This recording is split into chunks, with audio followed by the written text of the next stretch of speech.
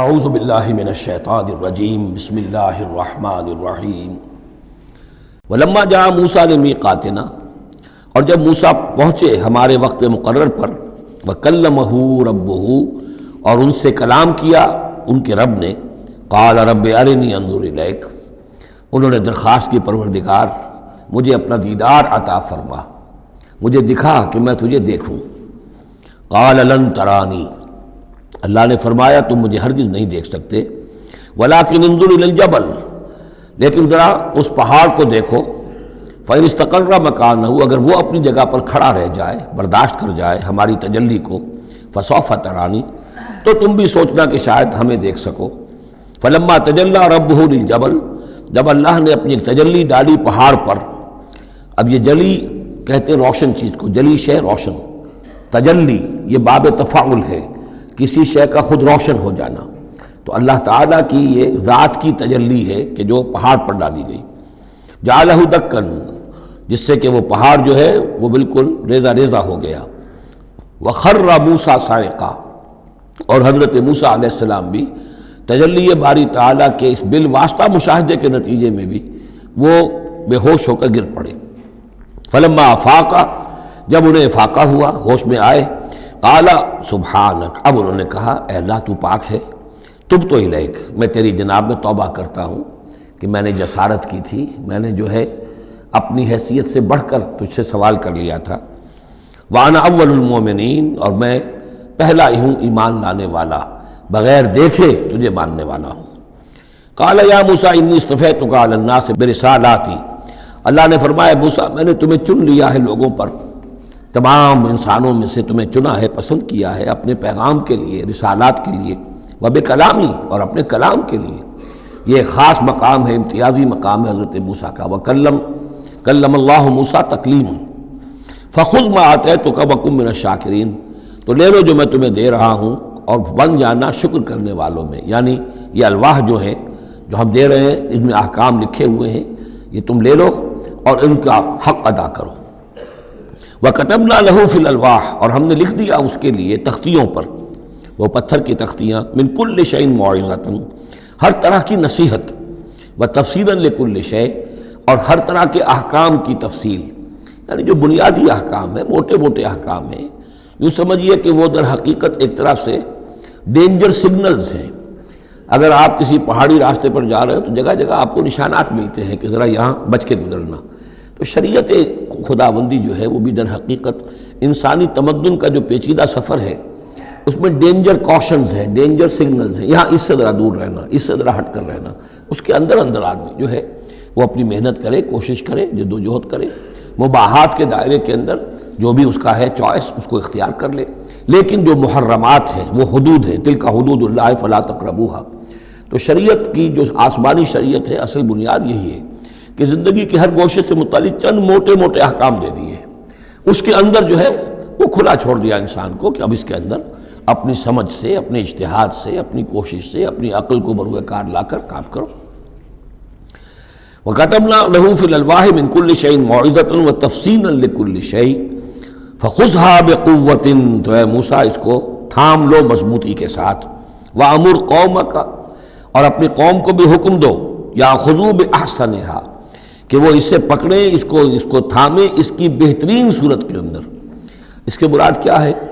کہ ہر معاملے کے اندر درجے ہوتے ہیں، آپ کو ایک چیز بتائی جا رہی ہے، اس میں ایک درجہ اونچا ہے، ایک اس سے کمتر ہے، آپ اونچے سے اونچے درجے کی طرف آنے کی کوشش کیجیے۔ یہی بات جو ہے مسلمانوں سے بھی پھر کہی گئی ہے، آخری پاروں میں ہم دیکھیں گے چل کر کہ وہ لوگ کہ جو کلام کو سنتے ہیں، یستمعون القول فیتبعون احسنہ، وہ کلام کو سنتے ہیں پھر جو اس کی بہترین بات ہوتی ہے اس کو اختیار کرتے ہیں۔ ایک یہ ہوتا ہے آدمی سوچتا ہے کچھ اور کمی والی بات ہو جائے، ڈھیل ہو جائے، رعایت ہو جائے، چلیے پاس مارکس مجھے مل جائیں، مجھے فرسٹ ڈویژن نہیں چاہیے، مجھے سیکنڈ ڈویژن نہیں چاہیے، ڈسٹنکشن نہیں چاہیے، پاس ہی ہو جاؤں۔ لیکن یہ معاملہ دین میں نہیں ہونا چاہیے، یہ معاملہ دنیا میں کرو، دین میں اچھے سے اچھا، اعلی سے اعلیٰ، جیسا کہ ہم پڑھ چکے ہیں سورہ مائدہ کے اندر، اذا اتقوا وآمنوا وعملوا الصالحات ثم اتقوا وآمنوا ثم اتقوا واحسنوا واللہ یحب المحسنین۔ ہے جستجو کہ خوب سے ہے خوب تر کہاں، کیوں نہیں بہتر سے بہتر کی طرف جاتے؟ جتنا آج وقت لگا رہے ہو دین کے لیے اس سے زیادہ لگاؤ کل، اور پرسوں اس سے آگے تمہارا قدم پڑنا چاہیے، نہ یہ کہ آدمی جو ہے وہ پیچھے کی طرف دیکھے۔ وَأَمُرْ قَوْمَكَ يَأْخُذُوا بِأَحْسَنِهَا، اس کا جو بہترین رخ ہے اس کو اختیار کریں۔ سَأُرِيكُمْ دَارَ الْفَاسِقِينَ، ان قریب میں تمہیں وہ گھر دکھا دوں گا جو اس وقت فاسقوں کے قبضے میں ہے۔ یعنی یہاں جو کچھ ہوا ہے، کوہ طور جو ہے وہ سمجھ لیجئے کہ وہ سینائی پیننسلا کا جو ساؤدرن ٹپ ہے وہاں پر ہے تقریباً کوہ طور۔ تو گویا کہ خلیج سویز کو کراس کیا، یا کہیں سے کسی جھیل کو کراس کر کے مصر سے آئے سینائی پیننسلا میں، پھر یہ کہ خلیج سویز کے ساتھ ساتھ ہو کر ساؤدرن ٹپ تک پہنچ گیا پورا قافلہ۔ یہاں پڑاؤ رہا ان کا طویل عرصے تک، اور یہیں پر پھر حضرت موسیٰ علیہ السلام طلب کیے گئے کوہ طور پر۔ وہاں سے اب واپس آ گئے، اب ان سے کہا گیا کہ آگے بڑھو، اور خلیج عقبہ کے ساتھ ساتھ ہو کر داہنی جو ہے کھاڑی جو ہے ریڈ سی کی، اس سے آگے بڑھو اور فلسطین میں جا کے اب تمہیں جنگ کرنی ہے۔ تمہارا وہ ملک جو ہے جو تم چھوڑ کر آئے تھے تقریباً یوں سمجھیے کہ 700-800 برس پہلے یا اس کے آس پاس، اب اس کے اوپر قبضہ ہے مشرکوں کا، کافروں کا، جاہلوں کا۔ اب اس اپنی سرزمین کو ان سے آزاد کرانے کے لیے اب تمہیں جہاد کرنا ہے، وہ جس کا ذکر ہم سورہ مائدہ میں پڑھا ہے، تو اس کا یہاں پر تذکرہ ہو رہا ہے۔ سَأُرِيكُمْ دَارَ الْفَاسِقِينَ، یعنی وہ فلسطین تک اب میں تمہیں لے جاؤں گا اور تمہیں دکھا دوں گا وہ جگہ جو تمہارا اصل مسکن ہے، اور اس کے لیے یہ ہے کہ تمہیں اب ان فاسقوں کو وہاں سے نکالنا ہوگا۔ سَأَصْرِفُ عَنْ آيَاتِ الَّذِينَ يَتَكَبَّرُونَ فِي الْأَرْضِ بِغَيْرِ الْحَقِّ، میں پھیر دوں گا اپنی آیات سے ان لوگوں کے رخ کو جو زمین میں ناحق تکبر کرتے ہیں۔ یعنی یہ خود اللہ تعالیٰ فرما رہے ہیں جن کے اندر تکبر ہے میں خود ان کا رخ پھیر دیتا ہوں، وہ ہماری آیات کو دیکھتے ہی نہیں، سمجھتے ہی نہیں، اس لیے کہ تکبر ہے۔ تکبر وہ شے ہے جو اللہ کو سب سے زیادہ ناپسند ہے۔ فرمایا گیا ہے ایک حدیث میں، حدیث قدسی میں، الکبر ردائی، تکبر میری چادر ہے۔ تو اگر کوئی اور تکبر کرتا ہے تو گویا کہ میری چادر میرے شانے سے وہ گھسیٹ رہا ہے، تو اس کے خلاف میرا اعلان جنگ ہے۔ ایک اور حدیث میں فرمایا لن يدخل الجنہ من کان فی قلبہ مثقال حبۃ من کبر،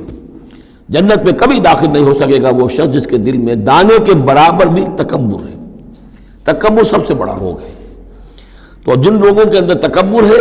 ہم ان کا رخ پھیر دیتے ہیں اپنی آیات سے، ہم انہیں اس کا اہل نہیں سمجھتے کہ وہ ہماری آیات کو سمجھیں اور دیکھیں۔ وَإِن يَرَوْا كُلَّ آيَةٍ لَا يُؤْمِنُوا بِهَا، اور اگر وہ سرسری طور پر دیکھ بھی لیں، ساری نشانیاں دیکھ لیں، تب بھی وہ ایمان لانے والے نہیں ہیں۔ وَإِن يَرَوْا سَبِيلَ الرُّشْدِ لَا يَتَّخِذُوهُ سَبِيلًا، اور اگر وہ دیکھ بھی لیں کامیابی کا اور سعادت کا اور ہدایت کا راستہ، تب بھی اس راستے کو اختیار نہیں کریں گے۔ وَإِن يَرَوْا سَبِيلَ الْغَيِّ يَتَّخِذُوهُ سَبِيلًا، اور جب بھی ان کے سامنے آئے گا کجی کا راستہ، ٹیڑھ کا راستہ، گمراہی کا راستہ، اسے وہ اختیار کریں گے۔ یعنی یہ ساری چیزیں ان کی کس وجہ سے ہیں کہ ان کے دلوں میں تکبر ہے۔ ذالک بانہم کذبوا بآیاتنا، یہ اس لیے کہ انہوں نے ہماری آیات کو جھٹلایا اپنے تکبر کی بنیاد پر، وکانوا عنہا غافلین، اور اس سے تغافل برتتے رہے۔ والذین کذبوا بآیاتنا ولقاء الآخرۃ، اور جو لوگ بھی جھٹلائیں گے ہماری آیات کو اور آخرت کی ملاقات کو، حبطت اعمالہم، ان کے سارے اعمال حبط ہو جائیں گے۔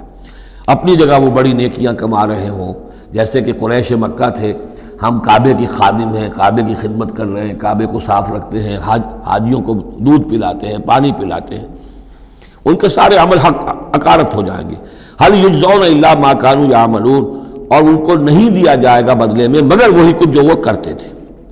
صدق اللہ العظیم۔